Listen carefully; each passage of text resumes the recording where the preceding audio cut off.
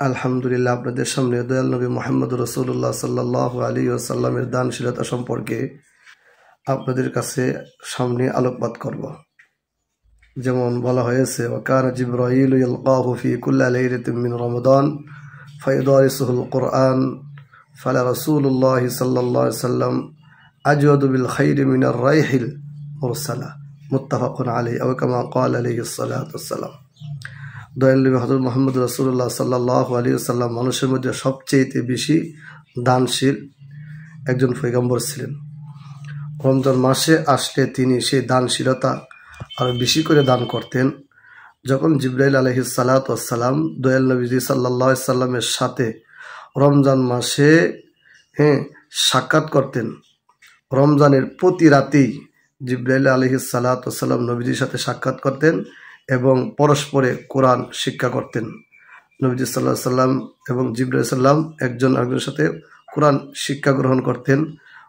আল্লাহ তাআলার পক্ষ থেকে জিবরাইল আমিন আলাইহিস সালাতু ওয়াসসালাম যেভাবে কোরআন নিয়ে আসতেন, সেই কোরআনকে দৌড় করতেন নবীজি সাল্লাল্লাহু আলাইহি সাল্লাম।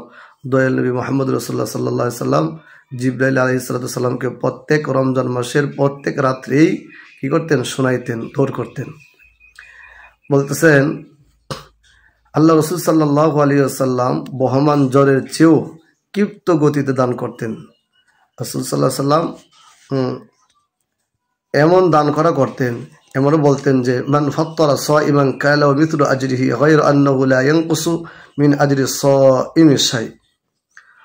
দয়াল নবী সাল্লাল্লাহু আলাইহি ওয়াসাল্লাম বলতেন, যে ব্যক্তি একজন সওম পালনকারীকে ইফতার করাবে তাকে সওম পালনকারীর সমান সওয়াব দেওয়া হবে, কিন্তু তাতে মূল সওম পালনকারীর সওয়াব হইতে এক বিন্দু পরিমাণও কম করা হবে না। এই জন্য তোমরা কি করো? বেশি বেশি মানুষকে দান করো এবং সওম পালনকারীদেরকে ইফতার করাও।